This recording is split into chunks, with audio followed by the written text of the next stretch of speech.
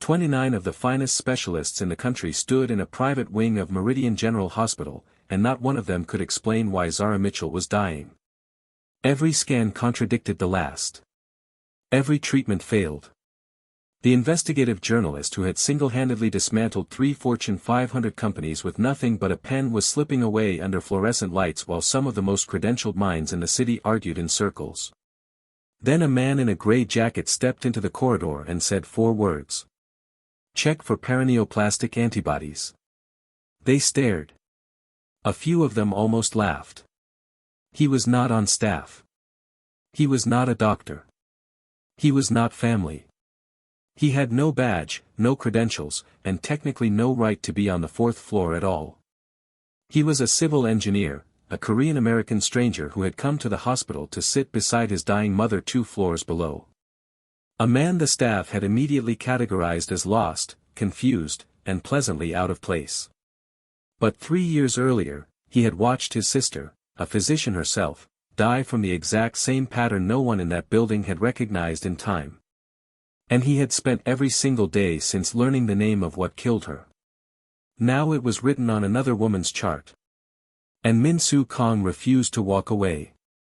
What followed was not just a battle against a rare, misunderstood disease. It was a collision between institutional certainty and quiet, grief-forged knowledge, a fight waged in corridors and waiting rooms and finally through a glass door in a moment where one wrong decision would cost a woman everything, and one right one would cost a stranger nothing but his silence. Before we go further, where are you watching from? Drop your city in the comments. And if you're new here, hit subscribe. You'll want to be here when this one ends. Zara Mitchell was mid-sentence when it happened. She had been doing what she did better than almost anyone alive, dismantling something complicated and making it look simple. The interview was live, prime time, the kind of setup with 3 cameras and a lighting rig that costs more per hour than most people earn in a week. She was explaining, with characteristic precision, how a particular pharmaceutical executive had moved money across 3 jurisdictions in a way that was technically legal and morally incoherent. The interviewer had been nodding with the carefully calibrated enthusiasm of someone who understood perhaps 40% of what was being said and was hoping the camera wouldn't show it. Then Zara's hand went to her temple. Her eyes went somewhere else. The feed was cut within 8 seconds. By then, it was already too late to undo what the world had seen. The clip would be replayed 40,000 times before midnight. The pause, the hand, the particular quality of her expression in the moment before she lost consciousness, which was not fear exactly but something more unsettling, the look of a person registering that the body they have always trusted has just made a decision without them. She was 39 years old. She had no significant medical history. She ran 5 kilometers 3 mornings a week, not because she enjoyed it but because she understood the body as a tool and tools require maintenance. She did not smoke. She drank moderately. She had the kind of health that people describe as unremarkable, which is the best kind to have and the kind you only notice in retrospect, when it ends. She arrived at Meridian General by helicopter 34 minutes after the broadcast cut. The paramedics who accompanied her had stabilized her blood pressure twice en route and watched it destabilize again both times. Her heart rate had been erratic since the scene. She had not regained full consciousness. The private 4th floor received her with the quiet efficiency of a system designed for exactly this kind of arrival, the kind where the patient is important enough that the hospital's reputation travels alongside them. The suite she was placed in had marble flooring and a window overlooking the city and medical equipment that had been arranged with the slight self-consciousness of technology trying not to look like technology. None of it mattered in any meaningful sense. What mattered was the monitor above her bed, which was producing numbers that made the admitting nurse pause and look again, not because she was uncertain what they said but because she was uncertain what they meant. The calls went out within the hour. This is worth understanding, because it matters to what came next. When a patient of Zara Mitchell's profile arrives at a hospital like Meridian General, the institutional response is not the ordinary one. The chief of medicine makes calls personally. Favors are invoked. Professional courtesies are extended that will take months to repay. Within 4 hours of her arrival, 29 specialists had been assigned to her case, neurologists, cardiologists, internists, an infectious disease consultant who had stepped off a plane from a conference in another city and come directly from the airport still carrying his cabin bag. They were, by every measurable external standard, exactly the right people for the job. The problem was the job itself. Zara's vitals did not behave. Her blood pressure spiked without warning, not gradually, not in response to any identifiable stimulus, but suddenly, catastrophically, reaching levels that should have produced a hemorrhagic event and somehow didn't. Then it crashed. Then it spiked again. Her heart rate swung between ranges that contradicted each other in ways that made the cardiac team exchange the particular look that cardiac teams exchange when the data is refusing to tell a coherent story. Her neurological presentation suggested brain involvement, but the MRI showed nothing. The CT showed nothing. The lumbar puncture came back clean. Dr. Marcus Webb, heading the neurology team, ordered a second MRI with contrast. Still nothing remarkable. He ordered additional blood panels. He ordered a repeat lumbar puncture. He was methodical and experienced and had seen unusual presentations before, and he was beginning to have the particular feeling that experienced physicians sometimes have in the presence of a case that is not behaving as cases should, a feeling he would later describe as trying to read a sentence in which every word is familiar but the grammar makes no sense. Dr. Carla Reyes from internal medicine was convinced the presentation was autoimmune. She was not wrong to think so, but she was looking in the wrong corner of the autoimmune landscape, ordering inflammatory markers, running lupus panels, pursuing a line of reasoning that explained some of Zara's symptoms and none of the ones that mattered most. Dr. Jonathan Park in cardiology had initiated treatment for hypertensive emergency because the blood pressure spikes were the most immediately dangerous feature of the presentation. The treatment stabilized Zara's pressure for 20 minutes. Then it swung again, worse than before, in a direction that the hypertensive emergency protocol did not predict and could not account for. By the 6th hour, 3 whiteboards had been wheeled into the adjacent conference room. Each was covered in theories. The theories contradicted each other. Voices were rising in the register that voices acquire when brilliant people are wrong and are beginning, at some level below full consciousness, to sense it. Dr. Harlan Cross, senior attending, most published physician on staff, a man whose professional confidence had the density of something that had never been seriously stress-tested, had taken informal command of the room. He favored a rare autoimmune vasculitis. It was a reasonable hypothesis. It was the wrong one. There is something important to understand about what was happening in that conference room, something that goes beyond the specific case of Zara Mitchell and speaks to a documented pattern in complex medical presentations. When specialists are assembled from different disciplines to address a crisis, each brings not just their expertise but their diagnostic frame, the particular lens through which their training has taught them to see. The cardiologist sees the blood pressure instability and reads cardiac. The neurologist sees the altered consciousness and reads neurological. The autoimmune specialist sees the treatment resistance and reads autoimmune. Each of them is looking at the same patient and seeing a different patient, because they are each seeing only the portion of the presentation that falls within their field of vision. This is not a failure of intelligence. It is a failure of integration. And it is, in high-stakes complex cases, one of the most dangerous patterns in modern medicine. Zara Mitchell's kidneys were beginning to fail. The monitors above her bed continued their argument with themselves. And downstairs, on the second floor, a man in a gray jacket was sitting in a plastic chair reading the same page of an engineering manual he had been failing to read for 3 days. Min-Soo Kong was not a man who drew attention to himself. This was not shyness and it was not social discomfort. It was something more considered than either, the deliberate low profile of a person who has learned that the world moves more efficiently when you are not creating friction in it. He was 41 years old. He worked for a mid-sized civil engineering firm where he reviewed load calculations and structural assessments and occasionally caught the kind of errors that, left undetected, would have produced catastrophic outcomes some years down the line. His colleagues respected him. His clients trusted him. Neither group would have called him warm, but both would have said, if pressed, that if Min-Soo Kong told you something was wrong with a structure, you did not argue. You listened and then you fixed it. He had come to Meridian General 3 days ago when his mother, Hyunja, had been admitted for a cardiac procedure that had gone smoothly and left her requiring observation before discharge. She was fine. She would be going home tomorrow. Min-soo had rearranged his schedule and had been here every day since, sitting in the same plastic chair outside her room on the second floor, present in the way he was always present, quietly, without announcement, as though presence were simply a structural condition rather than a gesture. He was not, in any conventional sense, reading the engineering manual. He was holding it. The page in front of him contained a section on load redistribution in asymmetric structures that he had read and understood years ago and could recite from memory if required.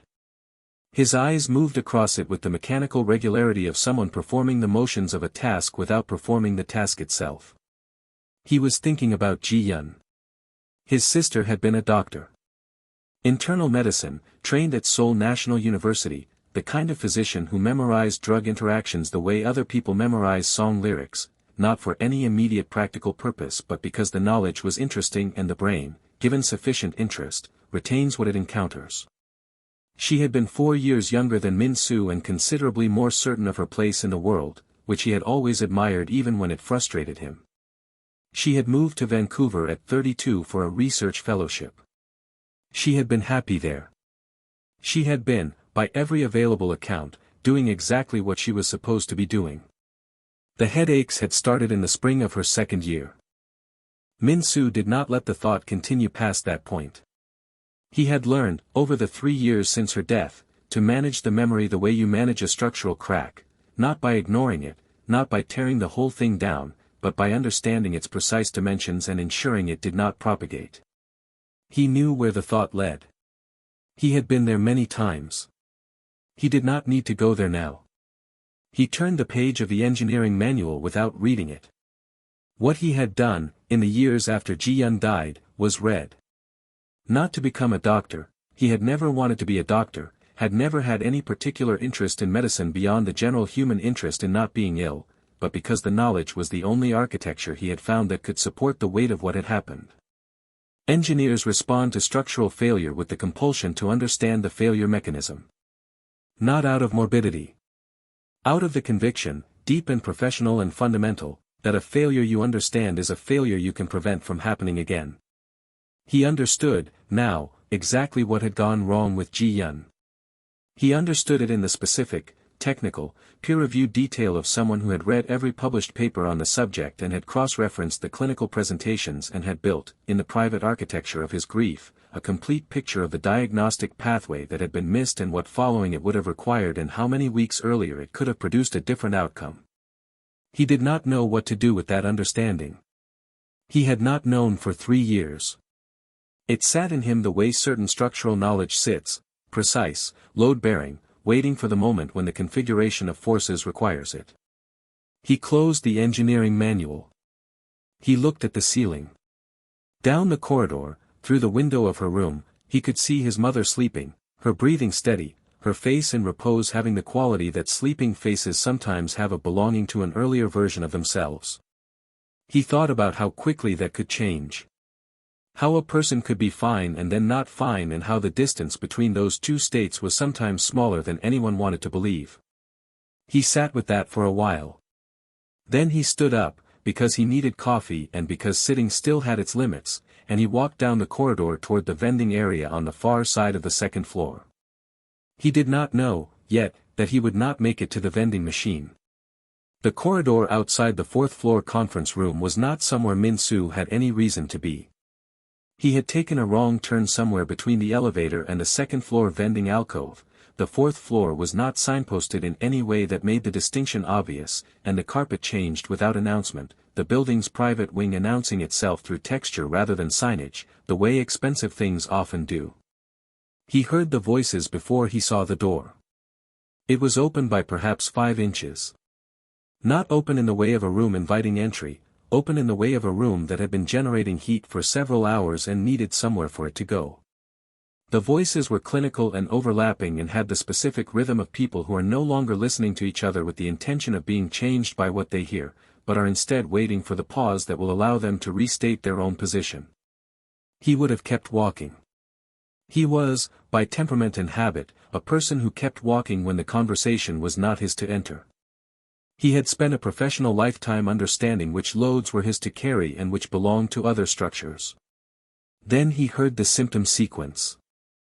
A nurse in the corridor outside the room was relaying information to a colleague in the half-attentive shorthand of a handoff, not intended for him, not directed at him, the professional equivalent of speaking aloud to oneself. She described the psychiatric presentation preceding the neurological decline. The specific order of it: the mood changes first, the cognitive disruption, then the seizure activity, then the blood pressure instability that had defeated every pharmacological attempt to control it. Min-soo stopped walking. The world did not change around him. The corridor continued to exist. The fluorescent light above him continued to function. His body continued to perform its basic operations. But something happened in the space between one step and the next that was as close as he had ever come, outside of the moment he had learned Ji-yun was dead, to the experience of the ground simply not being where it had been. He knew this sequence. He did not know it in the way of someone who has read about it. He knew it in the way of someone who has watched it unfold in a person they loved, symptom by symptom, over 14 months, while a series of competent and well-intentioned physicians looked at each symptom in isolation and failed, each time, to see the pattern they collectively formed. The psychiatric presentation first. This was the detail that mattered. This was the detail that had been missed with Ji-yun, the detail that had sent her to a psychiatrist rather than an oncologist, the detail that had cost her months she did not have. When the brain's NMDA receptors are under antibody attack, when the immune system has, for reasons that are not always immediately traceable, begun producing antibodies that target the receptors responsible for memory, behavior, and consciousness, the first symptoms are psychiatric. Mood changes. Personality shifts. Anxiety that comes from nowhere. These are the symptoms of paraneoplastic autoimmune encephalitis in its early presentation, and they look, to every reasonable clinical, like the symptoms of a person who is stressed or depressed or experiencing a mental health crisis. Because they are the same symptoms. Produced by a completely different mechanism. Ji-yun had been a doctor. She had understood, at some level, that what was happening to her was not stress. She had not been able to make anyone else understand it in time. Min-soo stood in the corridor of Meridian General's 4th floor and felt the particular cold of a pattern recognizing itself. Not fear. Something more precise than fear. The engineer's sensation of seeing a crack in a load-bearing wall and knowing, with professional certainty, what it means and what happens next if nothing is done. He thought about the woman in the room at the end of this corridor who he had never met and whose name he had not yet learned. He thought about Ji-yun. He thought about the paper he had read, published in a major journal, cited over 300 times, that had outlined in precise clinical language the diagnostic pathway that, followed correctly, could identify anti-NMDA receptor paraneoplastic encephalitis within weeks of the first presentation. He thought about the nurse's voice in the corridor, still relaying information with the casual efficiency of someone for whom these symptoms were a professional problem rather than a personal one. He thought about the voices in the conference room, the competing theories and the rising registers of people who had been working on the wrong hypotheses for hours. He pushed the conference room door open. There were 11 people inside. White coats. Tablets.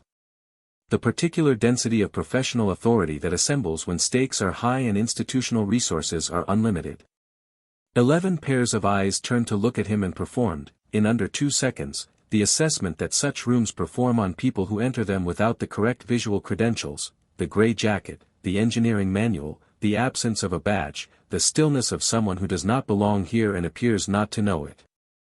Dr. Cross spoke first. His voice carried the practiced warmth of a man who has spent 3 decades managing situations with the minimum expenditure of directness. I think you may have the wrong floor. Can I help you find where you're going? Min-soo looked at the whiteboards. He looked at the crossed-out theories and the amended hypotheses and the arrows pointing toward conclusions that had been revised and revised again. He looked at the numbers still visible on a monitor through the glass behind Cross's left shoulder, the blood pressure readings, cycling in the pattern he recognized. Then he looked at Cross. The patient in this wing. The one with the cycling blood pressure, the psychiatric presentation before the neurological decline, the treatment resistance.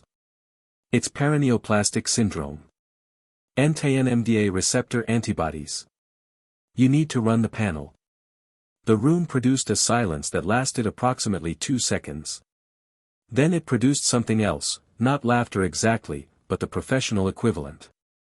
The elevated conversational register of people who have decided, very quickly and without quite acknowledging the decision, that what has just been said does not require direct engagement. Cross's expression settled into something that was technically a smile. I appreciate your concern.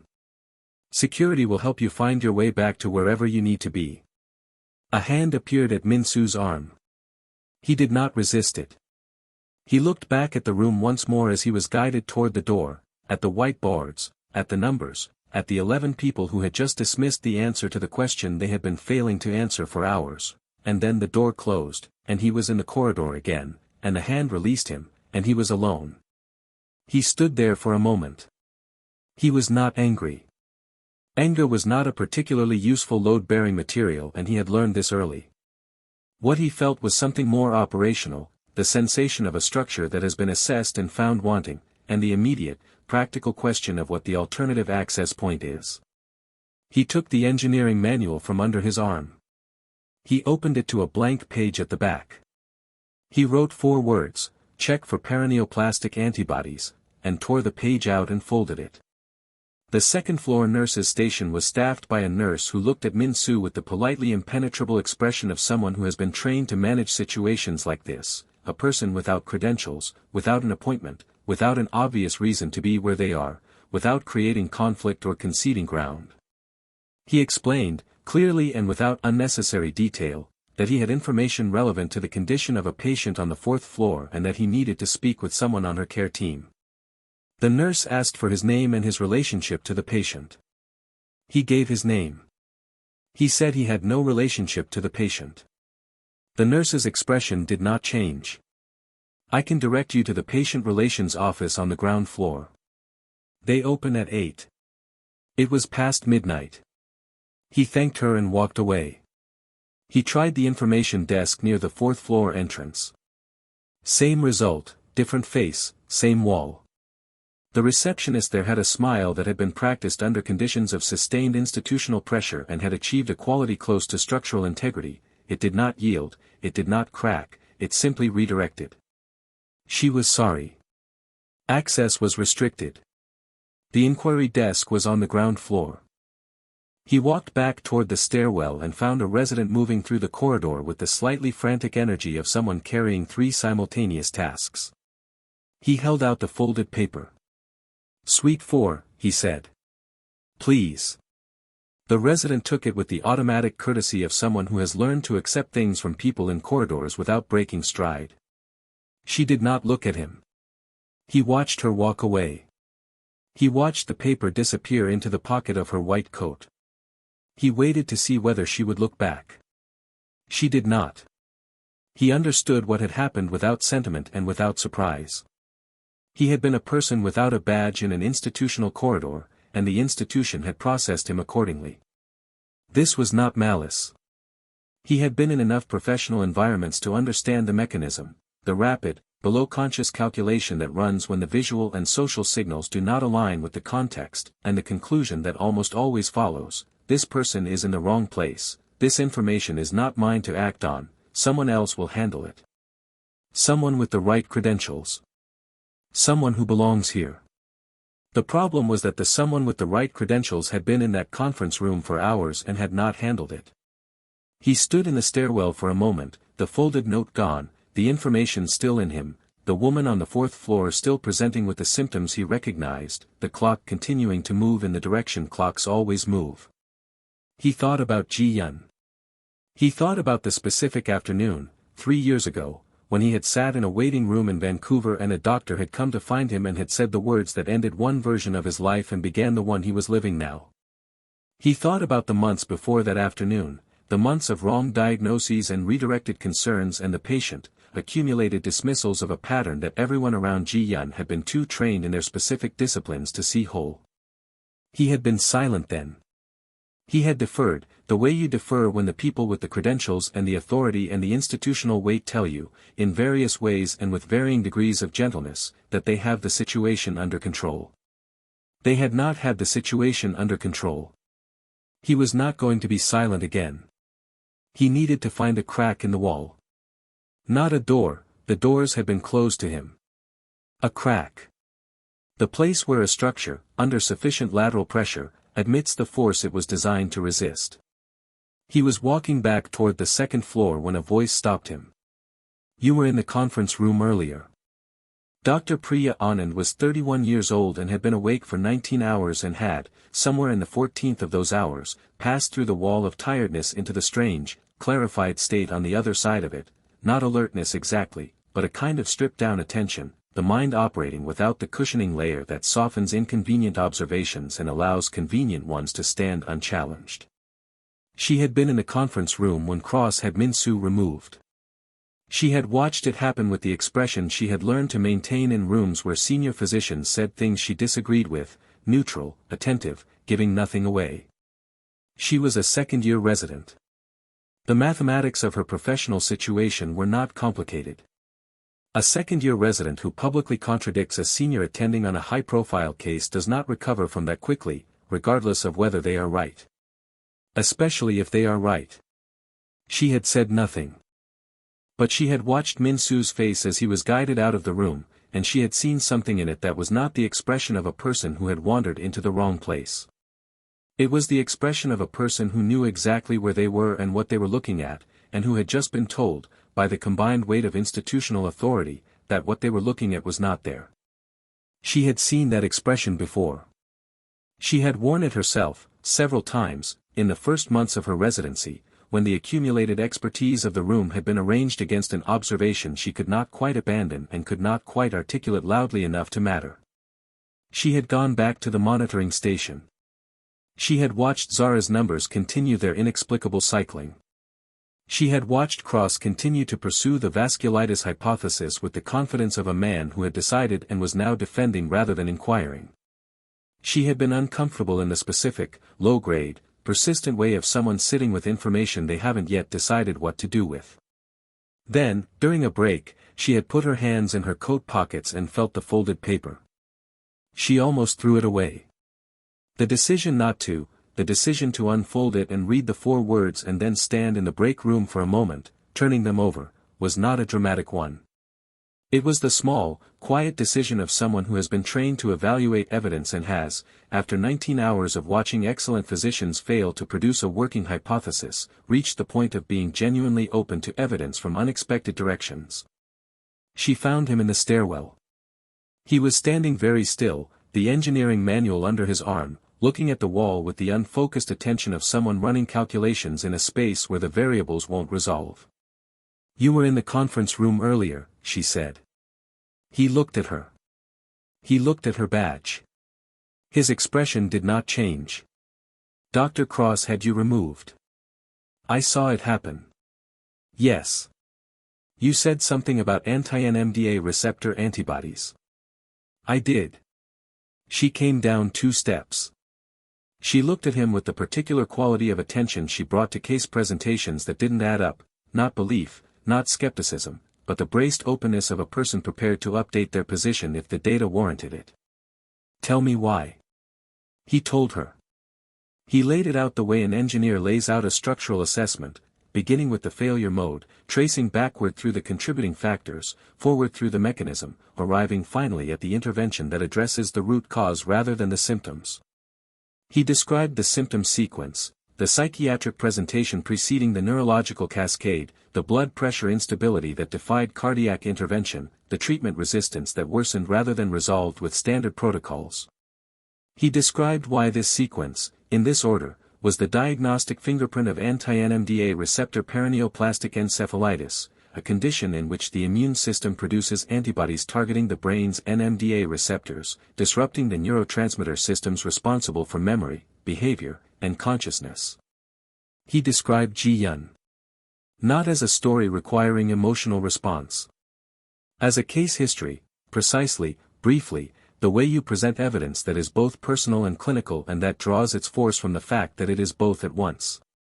His sister, a physician, had presented with the same sequence. She had been seen by multiple specialists over 14 months. None of them had ordered the antibody panel. By the time the correct diagnosis was made, the treatment window had closed. He described what the panel would show if he was right, and what the standard of care required if it did. Immunotherapy, specifically intravenous immunoglobulin or plasma exchange, to reduce the antibody titer and halt the immune attack on the brain's receptors. Early treatment was the critical factor. Every hour of continued antibody activity was an hour of neurological damage accumulating. Some of it reversible. Some of it not. When he finished, Dr. Anand had not moved. She was looking at a point somewhere between his face and the wall behind him, the unfocused gaze of someone running the numbers, checking the logic, looking for the place where the argument breaks down. It didn't break down. She was not a specialist in autoimmune neurology. But she was a physician with enough foundational knowledge to recognize that what he had described was internally consistent, clinically coherent, and aligned with a symptom profile she had been watching fail to respond to every other theory for the past several hours. She was also, crucially, young enough not to have fully calcified the instinct that the truth can arrive from unexpected directions, wearing unexpected clothing, speaking in an accent that the institution had not pre-approved. "If you're right," she said carefully, "the current protocol is accelerating the damage." Yes. The treatment for hypertensive emergency without identifying the underlying cause is the equivalent of patching the crack without addressing the load. It delays the visible failure while the structural compromise continues. She was quiet for a moment. "I can't walk you into that conference room. Cross would remove me from the case. Then get me to the family. The fiancé. He has medical proxy. If the physicians won't hear it, the family can demand the test." Another pause. She was calculating something that had nothing to do with the medicine. The professional mathematics of a second-year resident choosing, in real time, how much risk to absorb on behalf of a hypothesis she could not yet prove.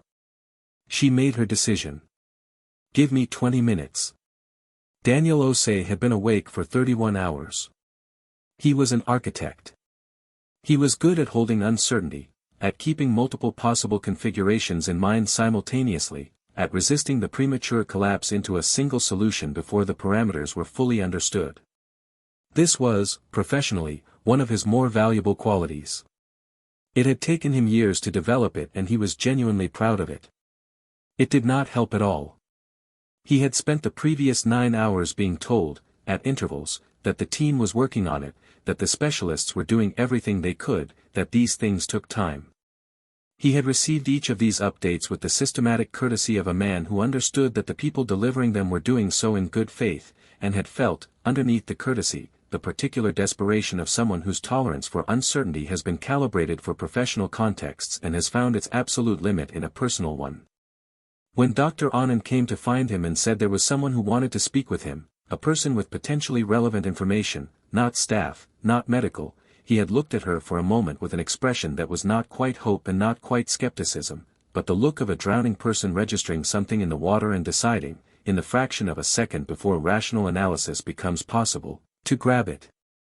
Min Soo sat across from him in the family waiting room and said, "Your fiancée.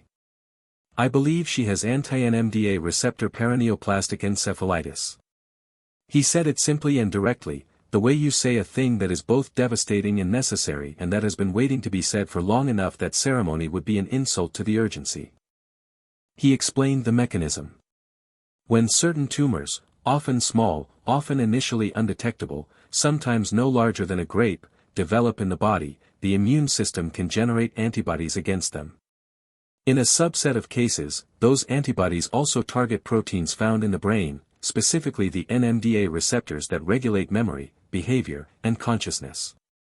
The result is a simultaneous attack on brain function that produces symptoms which look psychiatric at first, mood changes, confusion, behavioral disruption, and neurological later, seizures, movement disorders, altered consciousness, autonomic instability that produces the exact blood pressure cycling Zara had been showing.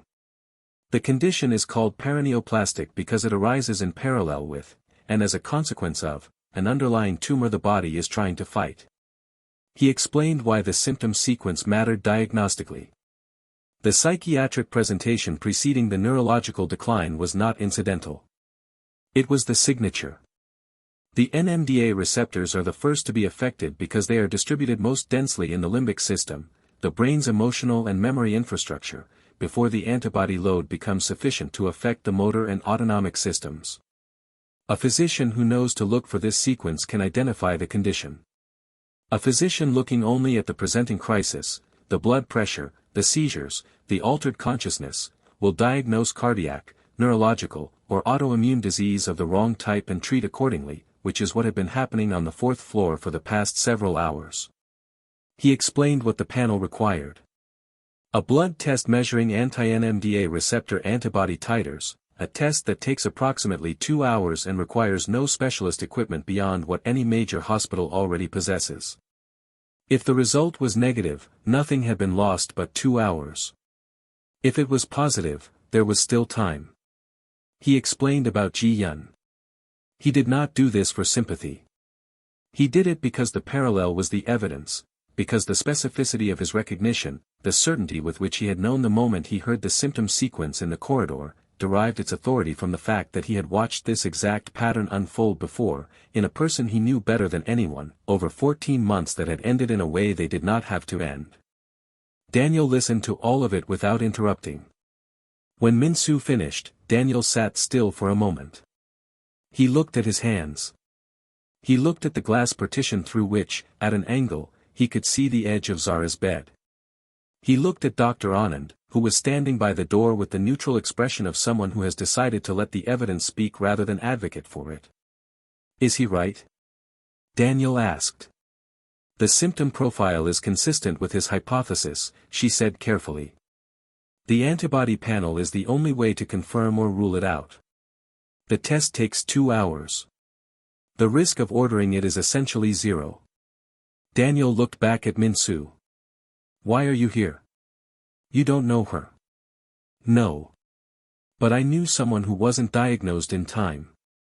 I'm not going to be in a building where it happens again and say nothing. Daniel looked at him for a long moment. Then he stood up. He straightened his jacket, the small, automatic gesture of a man signaling resolution through physical adjustment because the internal resolution has already been made. Get me Dr. Cross. The conversation happened in the corridor outside Zara's suite, and it lasted 11 minutes, which felt much longer to everyone present and shorter to Dr. Cross, who had the advantage of conducting it from a position he considered structurally secure. Cross was not unreasonable. This is important to establish, because the easy reading of what followed is that he was a villain, and he was not. He was a man of genuine expertise and long professional accomplishment who had spent decades being right in situations where being right required the courage to hold a position under institutional pressure. The same qualities that made him an exceptional physician in most circumstances, his confidence, his resistance to being redirected by non-expert opinion, his trust in the collective weight of his own experience, had become, in this specific configuration of circumstances, the load the structure could not bear. He listened to Daniel's request with the patience of a man who has learned that family members in crisis sometimes need to be heard before they can be gently redirected. He acknowledged the distress. He explained, thoroughly and not unkindly, that the anti-NMDA receptor antibody panel was not indicated by the clinical picture as currently understood. He noted that introducing a 2-hour detour based on the hypothesis of a non-physician was not, in his clinical judgment, in the patient's best interest at a time when active management was critical. Daniel listened to all of it. Then he said, very quietly, I'm asking you to order the test. As her next of kin and the person holding her medical proxy. I'm asking you to order the test. Cross looked at him. He looked at Dr. Anand, who was standing slightly behind Daniel with the neutral expression of someone who has chosen not to add weight to either side of a scale but whose presence on Daniel's side of the corridor was itself a form of testimony. He looked at Min-soo, who was standing behind both of them with the stillness of a person who has said what he came to say and is now simply waiting for the physics to complete. Something shifted in Cross's expression. Not yielding, not yet, but the adjustment of a position under lateral force. The test will almost certainly return negative, he said. I want it on the record that this is being ordered at the family's explicit request, against my clinical recommendation. Understood, Daniel said. Order it. The test was ordered at 10:47 in the morning. Cross left the corridor without further comment. Dr. Anand looked at Min-soo briefly before following, not a long look, but a precise one, carrying a specific weight of acknowledgement. Daniel sat back down. He looked at the door for a long time. The corridor was quiet around him, the institutional quiet of a building that has absorbed many difficult moments and continues to function regardless. He looked at Min-soo. If you're wrong. If I'm wrong, she's still where she is now. And if you're right? Min-soo looked at his hands. He thought about Ji-yun. He thought about the paper on diagnostic failure in paraneoplastic encephalitis, the paper that had described, in clinical language, the average delay between first symptom and correct diagnosis, which was 11 months, which was exactly how long Ji-yun had had. Then she has a chance, he said. That's all this is. A chance. The results came back at 12:58 in the afternoon. Anti-NMDA receptor antibodies, positive. The titer level was not marginally elevated. It was markedly elevated, in a range that the accompanying lab notes described in language that left no interpretive room. The result was accompanied by a recommendation for urgent specialist review and an automated flag for oncological imaging to identify the likely underlying tumor source.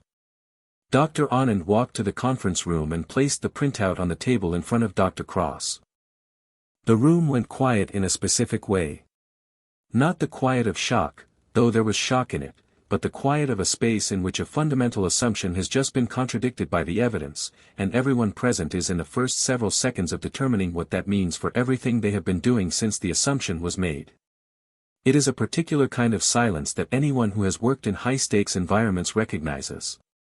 It contains, beneath the surface stillness, a significant amount of very rapid recalculation. Cross read the result. He read it again. His expression did not perform the collapse that the situation might, in a different man, have produced. He absorbed it with the compressed efficiency of someone who has processed difficult information in professional contexts for 30 years and has learned to convert it into action rather than reaction. Change the protocol, he said. Get endocrinology in as primary. Start immunotherapy immediately, IVIG to begin with. And get imaging to look for the underlying tumor source. The room moved. This is the correct clinical response to confirmed anti-NMDA receptor paraneoplastic encephalitis, and it is worth understanding why. Immunotherapy, specifically intravenous immunoglobulin, plasma exchange, or in some cases corticosteroids, works by reducing the circulating antibody load, either by providing competitive immunoglobulin that dilutes the pathological antibodies or by physically removing them from the blood. The goal is to halt or reduce the ongoing immune attack on the brain's NMDA receptors and allow the neurological system to begin recovery. The underlying tumor, once identified, must be removed, because as long as it is present, it will continue to stimulate the antibody production that is driving the brain damage. Treatment of the tumor and treatment of the neurological syndrome are not sequential. They are parallel and urgent. For 2 hours, Zara's vitals held. The new protocol was in effect. The endocrinology team had assumed primary management. Dr. Anand stood at the monitoring station watching each number with the focused attention of someone who knows what they are looking for and why it matters. Min-soo sat in the corridor outside the 4th floor, not inside, not permitted inside, but present in the way that he was always present, which was quietly and without announcement. At 3:11 in the afternoon, the monitors began to scream. Zara's blood pressure dropped to 58/34. Her heart rate lost its rhythm and found it and lost it again. Her oxygen saturation dropped 4 points in 90 seconds. Nurses ran. The crash cart appeared at the door of the suite. Dr. Cross came out of the conference room moving fast and stopped when he saw the numbers, and his face did something that, in a person with less professional composure, would have been visible panic. In Cross it resolved almost immediately into a calculation about cause and consequence. He found Min-soo in the corridor, and the calculation resolved in Min-soo's direction. This is what happens when non-physicians intervene in established care, he said. His voice was controlled and precise and very cold. She was stable before your involvement. She wasn't stable. She was declining more slowly. Cross turned back to the suite. He was already issuing orders: discontinue the immunotherapy, restart the prior protocol, blood pressure readout every 60 seconds. 2 nurses were moving toward the 4 stand. Min-soo stepped forward and raised his voice through the gap between the door and the frame. Don't reverse it. What's happening is expected. This is documented. What was happening was this: when alpha-adrenergic vasoconstrictors, produced in excess by the catecholamine storm associated with the autoimmune crisis, have been maintaining elevated vascular tone for an extended period, the introduction of immunotherapy can precipitate a sudden reduction in that tone as the antibody-mediated autonomic dysregulation begins to resolve. The blood vessels, no longer held in artificial constriction by the antibody-driven catecholamine excess, relax. When they relax, the blood volume distributed across the now expanded vascular space is suddenly insufficient to maintain pressure. The result is a precipitous drop in blood pressure that looks, to every clinical eye in the room, like catastrophic deterioration. It is not catastrophic deterioration. It is the treatment working. The clinical intervention is not to reverse the immunotherapy. It is to administer aggressive fluid resuscitation, intravenous crystalloid solution, running fast, to restore the circulating volume the vascular system now requires. Every major endocrinology guideline published in the previous 15 years said so. Every published case study of this exact presentation said so. The literature was not ambiguous. This is a documented response to immunotherapy initiation in this condition, Min-soo said through the door. Her vascular tone is adjusting. She needs aggressive fluid resuscitation. Normal saline, wide open. If you reverse the protocol, you put her back in the antibody-driven cycle that has been damaging her brain for 3 days. Cross turned on him. The cold precision in his voice had become something else. You are not a physician. You have no standing in this room. If this patient dies, she won't die from the protocol. She'll die from insufficient volume in a newly relaxed vascular system, if nobody gives her the fluid. The room was still. The nurses had stopped between 2 contradictory sets of instructions, performing the human response to a genuine crisis of authority, the pause, the waiting, the unwillingness to move in either direction until the configuration of certainty resolves. Dr. Anand was at the monitoring station. She had her tablet in front of her. She looked at it. Then she looked at Cross. The literature on immunotherapy initiation in confirmed anti-NMDA receptor encephalitis documents precipitous hypotension in the first 2 to 4 hours as a known treatment response, she said. Her voice was steady and level, and she was not raising it, because she did not need to. She was placing the information in the room and allowing it to occupy the space it was entitled to. The standard intervention is crystalloid infusion. Volume expansion. Not protocol reversal. Reverting to the prior protocol in a confirmed case at this antibody titer would be contraindicated by every major endocrinology guideline published in the last 15 years. She was risking her residency. She knew this. Cross knew it. Everyone in the room knew it. She said it anyway. Cross stared at her. His jaw moved. Behind him, the monitor showed Zara's pressure dropping, 56/31. Daniel appeared in the corridor doorway. He had heard the alarms.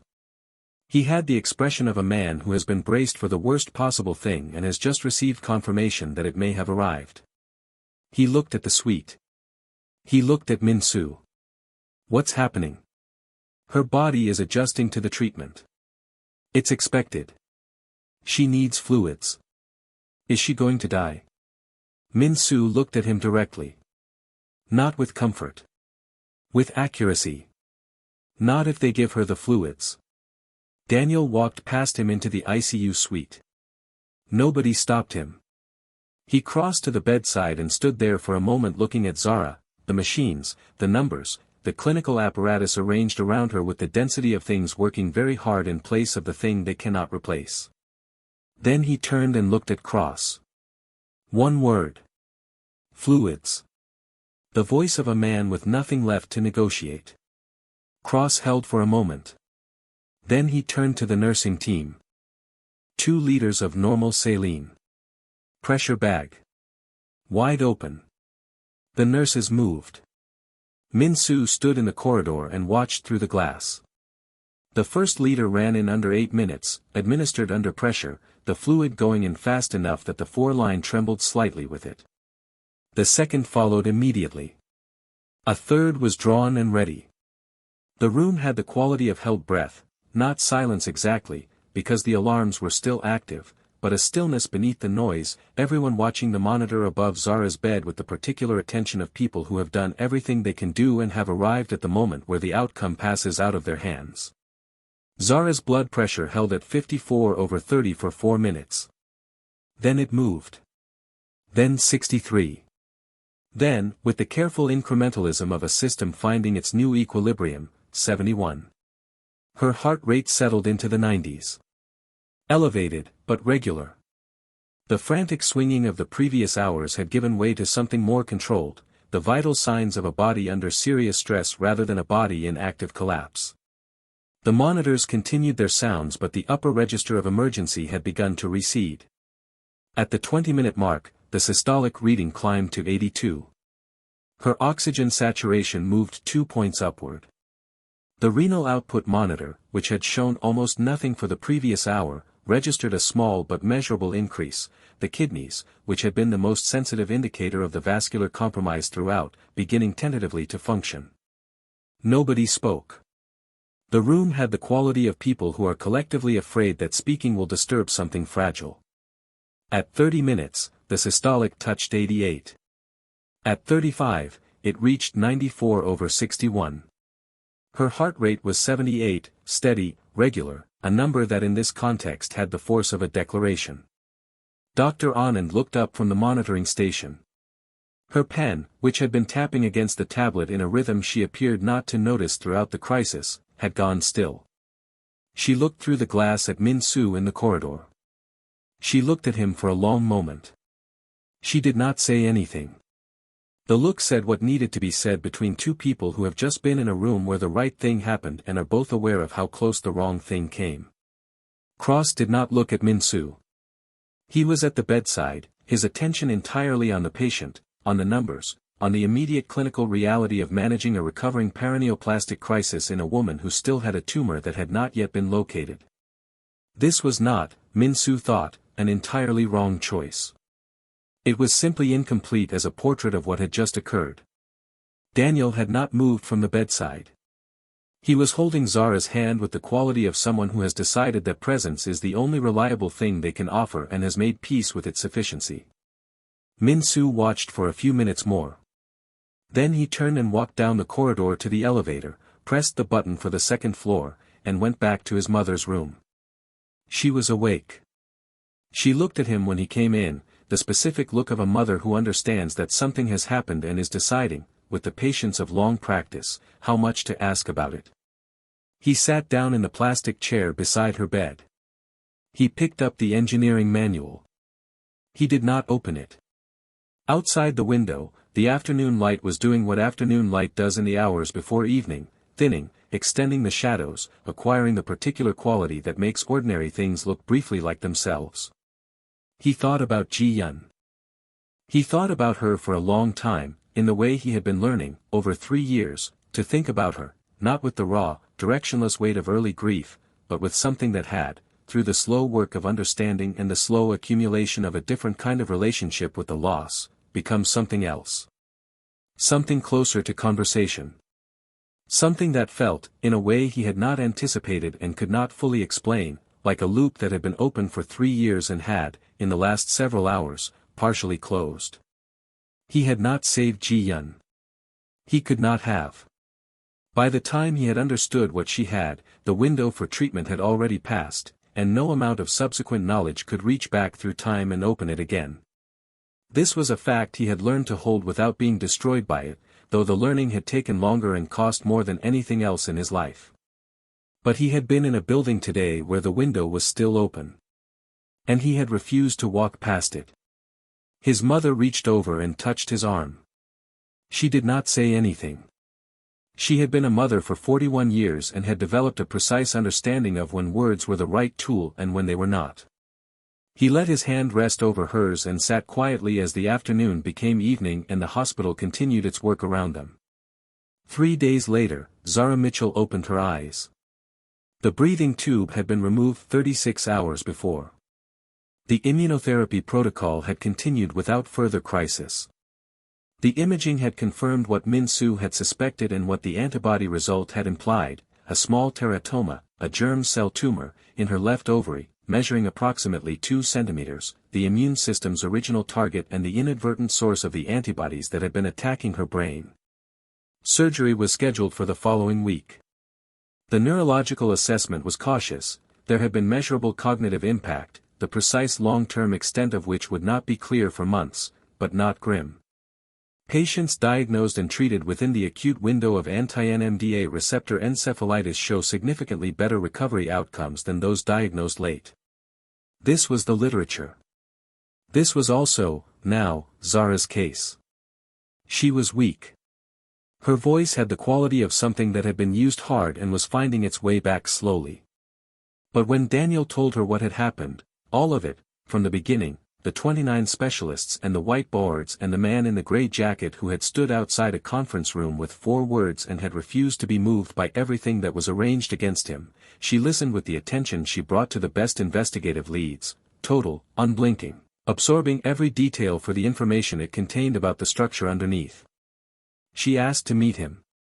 Min-Soo came to the 4th floor on the morning of his mother's discharge. He was wearing the gray jacket. He stood at the foot of Zara's bed with his hands at his sides, looking slightly uncomfortable in the specific way of a person who has no interest in being the subject of a situation and has found himself at the center of one.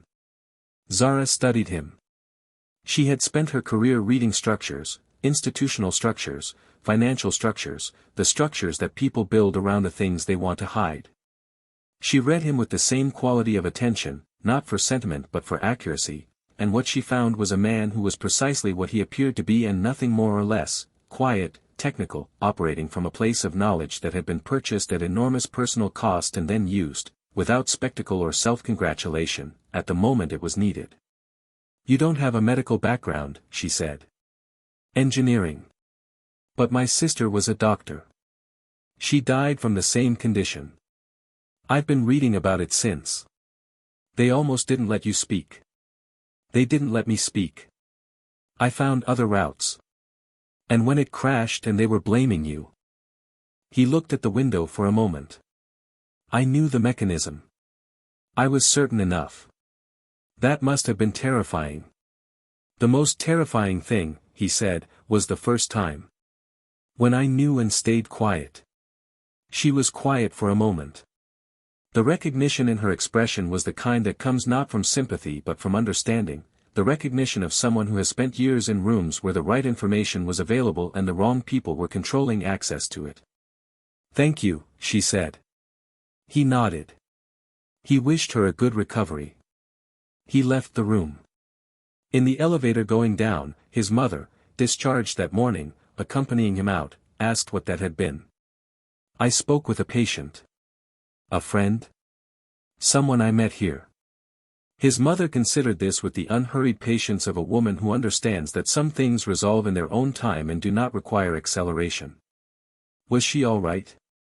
He thought about the monitoring station. The numbers climbing.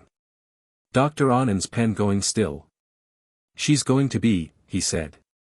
They walked through the lobby and out into the morning, which was ordinary in all the ways mornings are ordinary, and which received them without ceremony, the way the world always does when you return to it carrying something you did not carry when you left. 3 weeks later, Dr. Priya Anand opened her email at the start of a night shift and found a message from Min-Soo Kong with the subject line, "Proposal, Paraneoplastic Encephalitis, Diagnostic Failure Patterns and a Framework for Systematic Screening in Acute Presentations." The document was 18 pages long. It was precisely structured. It cited 62 peer-reviewed sources. It opened with an analysis of the documented diagnostic delay in anti-NMDA receptor encephalitis cases, the median time between first symptom and correct diagnosis across published case series, which was measured in months rather than hours, and which correlated directly with poorer neurological outcomes. It traced the specific decision-making patterns that produced this delay, the single-discipline diagnostic frame, the authority gradient that filtered information by credential rather than content, the treatment of symptom clusters as independent events rather than components of a unified presentation. It proposed a screening protocol. Specific. Implementable. Designed for emergency and critical care settings, requiring no specialist training and no equipment beyond what any major hospital already possessed. A set of clinical triggers, symptom combinations that, when present together, should automatically prompt an anti-NMDA receptor antibody panel regardless of which specialist was managing the case. A structural solution to a structural failure. It was not written by a doctor. It was written by a man who had learned the failure mode by living inside it, and who had spent 3 years building the technical understanding to describe it precisely enough that the system could, if it chose, use the knowledge to protect the next person who arrived in an emergency room with the same presentation and no one in the building who recognized it. At the bottom of the document, below his name and his professional details, he had added a single line. Dedicated to Ji-Yun Kang, M.D., 1982 to 2019. Dr. Anand read the document twice. Then she forwarded it to the hospital's Research and Ethics Committee with one line added at the top. This was written by someone who saved a patient's life in this building 3 weeks ago. It deserves to be read carefully. It was read carefully. And that is where the story ends, not with a ceremony, not with a press release, not with the kind of resolution that wraps cleanly and asks nothing of you afterward. It ends with a document on a committee's desk. With a name at the bottom of a page. With the quiet, undramatic possibility that the next patient who arrives with the same symptoms, in a different hospital, in a different city, might encounter a system that has been changed, just slightly, just enough, by the fact that a man in a gray jacket once refused to walk past an open door. Like and subscribe for more content like this.